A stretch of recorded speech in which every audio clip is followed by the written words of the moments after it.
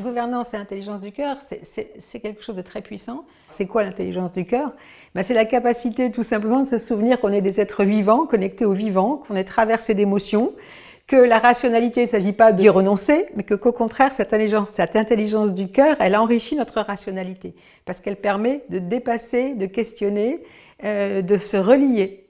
Donc la gouvernance, c'est quoi? Ce n'est finalement, si on démystifie ce mot gouvernance, c'est tout simplement notre capacité, quand on est dans une aventure, on va dire là, commerciale, entrepreneuriale, mais elle peut être tout aussi associative, de se doter de règles de fonctionnement communes sur des sujets essentiels de qu'est-ce qu'on décide, comment est-ce qu'on partage le pouvoir, comment est-ce qu'on partage l'information, qu'est-ce que l'on met en commun, comment est-ce qu'on permet à chacun et chacune de s'épanouir pour mieux réaliser la tâche qui lui est assignée.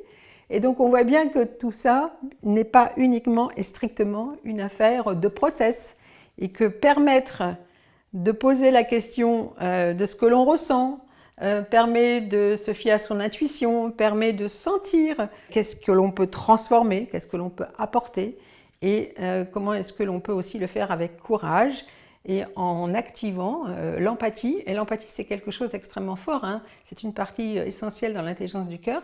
C'est la capacité aussi de se projeter, de se mettre à la place, d'imaginer aussi ce que nos décisions peuvent provoquer chez les autres. L'intelligence du cœur, il est évident qu'elle a plus de capacité à se déployer dans un cadre de gouvernance qui ne serait pas strictement vertical, dominé par les process. Ça, c'est une évidence. Après, je dirais qu'il y a autre chose. Tout dépend aussi quelles sont les positions des dirigeants dans cette gouvernance. Parce qu'il s'agit bien de dirigeants et d'actionnaires dans cette gouvernance et de ce qu'ils apportent pour justement enrichir et nourrir cette gouvernance. On voit que les dirigeants actionnaires, quand ils apportent leur intelligence du cœur, ont des réflexions sur la propriété, des réflexions sur le long terme, sur la transmission.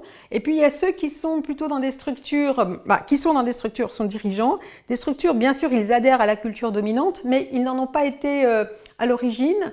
Et ils se sentent parfois moins autorisés à la questionner ou à imprimer leur marque ou finalement à oser parce qu'ils ne se sentent pas légitimes. Pour des personnes aussi aguerries, parce que c'était quand même des profils très compétents, de très bon niveau. Certaines encore se sentaient inhibées, ne se sentaient pas légitimes. On sentait que quelqu'un qui allait amener des sujets, ces sujets-là, même en position de force dans leur entreprise, sur la table, on craignait d'être un peu discrédité. Est-ce que c'est bien sérieux de parler de ces sujets-là qui relèvent plutôt de la sphère privée ? Toute la pertinence de ce programme que je trouve absolument génial, c'est que c'est simplement, ça nous relie, ça nous réconcilie, parce qu'on était amputés. C'est comme si on devait laisser son humanité au vestiaire quand on parle affaires et économique, et puis après on récupère son humanité. Donc ça n'a aucun sens. Et vu la complexité et l'urgence, je crois au contraire qu'il faut se réarmer au sens positif du terme.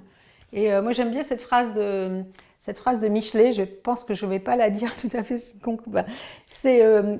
Il n'est pas difficile de monter. Le plus difficile, c'est de monter en restant soi. Et en fait, ils étaient tous déjà montés ou en train de monter, et c'était la question de s'autoriser à rester soi. Et c'est ça que leur a apporté le programme, et j'ai trouvé ça formidable, surtout quand je les ai revus à la fin. Et de voir ce qu'ils en font, c'est aussi extrêmement inspirant. Voilà.